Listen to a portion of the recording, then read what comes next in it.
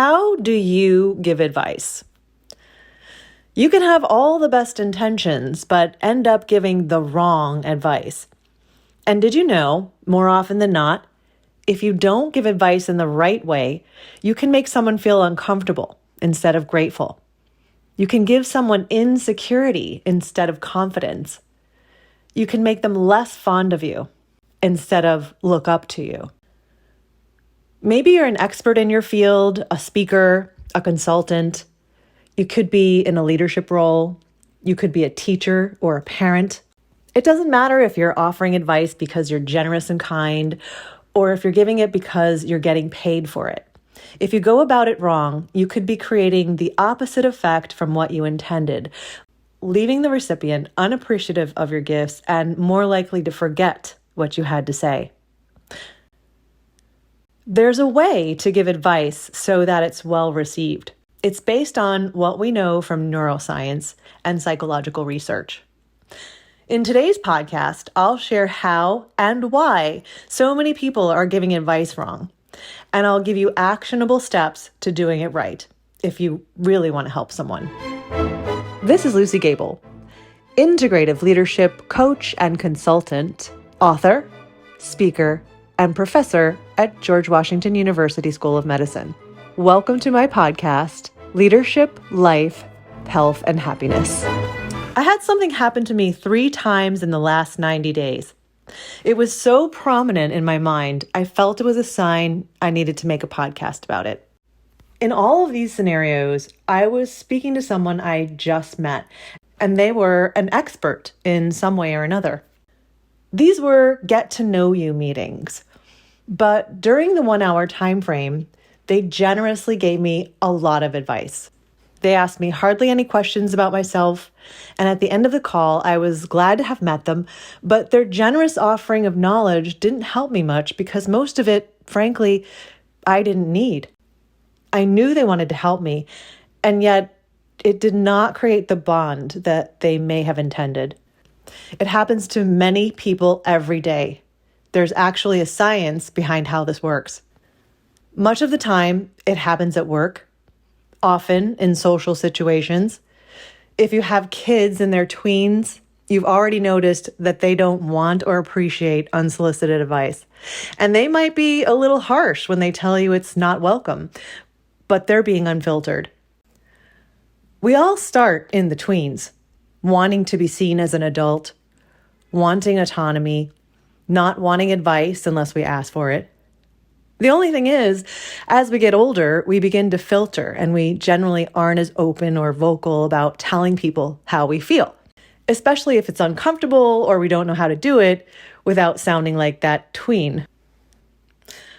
But what if you're in a role where you're hired to be teaching people things?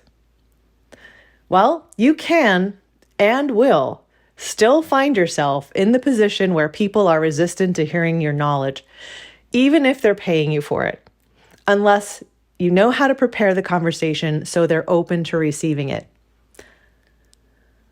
When I was in my meetings of late, I worked to focus on the fact that these people are being generous and kind and sharing time and knowledge and education with me, and I responded with gratitude. But I've been told that I have an unusual amount of tolerance and patience. Let's look at this from another angle for a second. It feels good to help people, and it feels good to share hard-earned knowledge with people. As humans, it helps us to feel valued. It confirms we have meaning in life. It also feels so good to talk about ourselves. Studies from UC Santa Barbara found that talking about oneself activates the reward center of the brain, the hormone pathway that involves dopamine, which is called the happy hormone.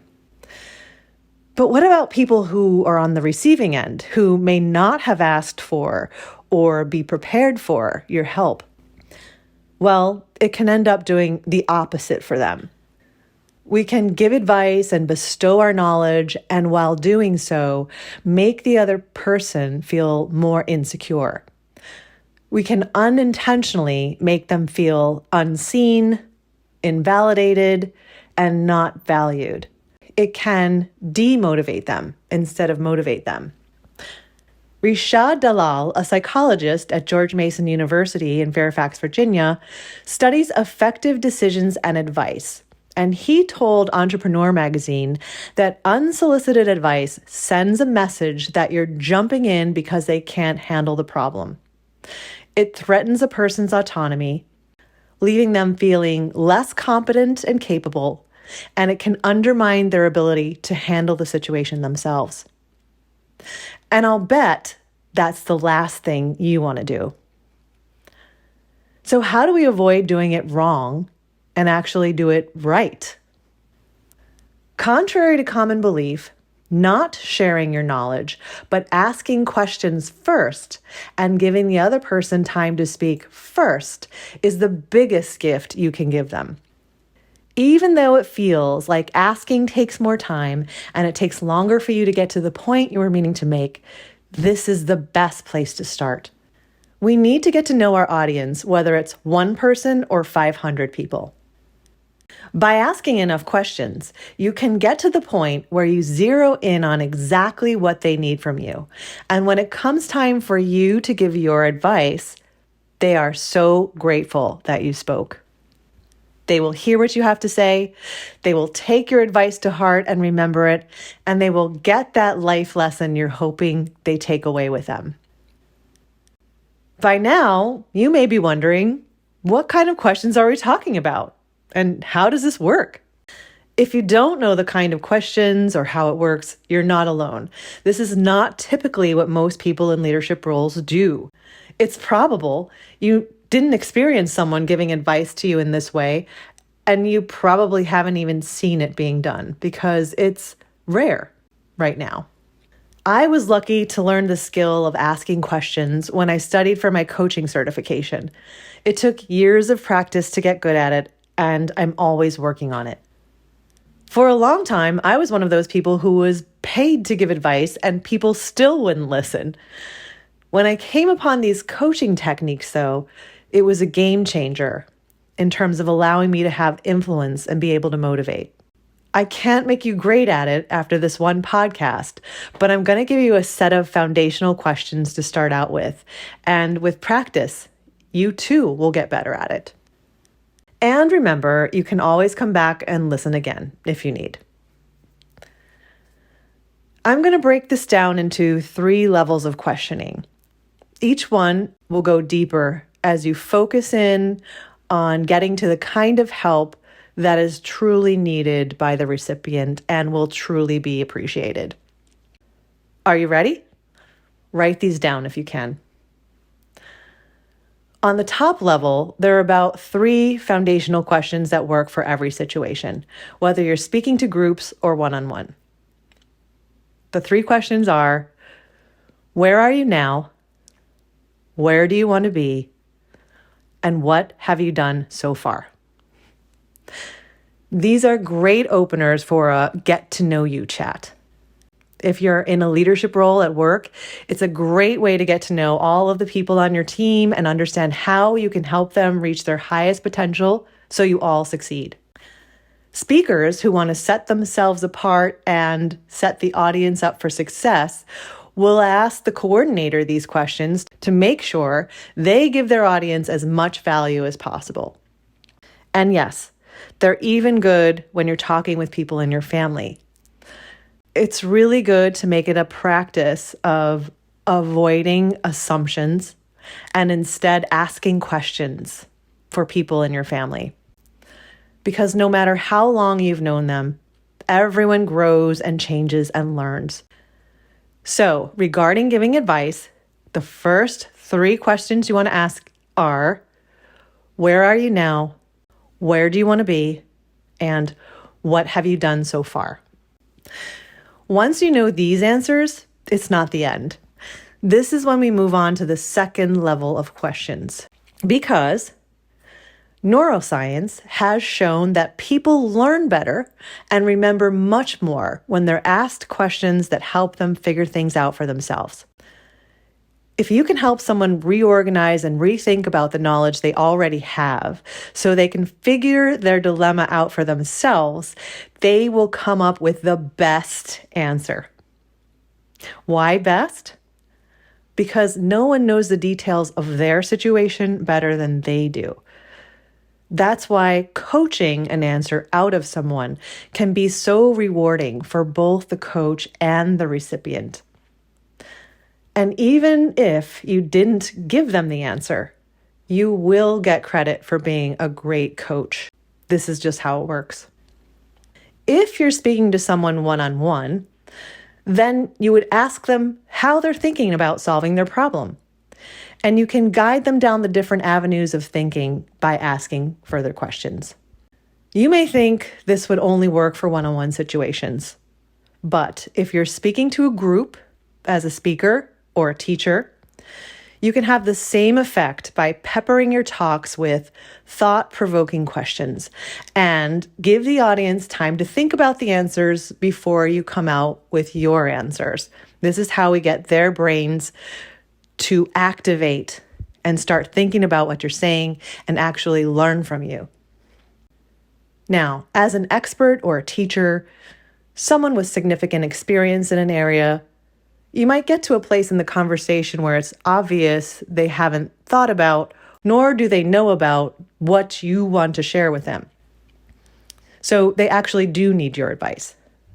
And guess what? Diving into your advice at this point is also still too soon. Instead, this is when we dive into the third level of questions. This will bring you and them to discovering the kind of advice they need, the kind of advice you can give in order to truly help them. You start by asking questions around the advice you think they need to hear. And the examples are, have you tried X? Have you thought of Y?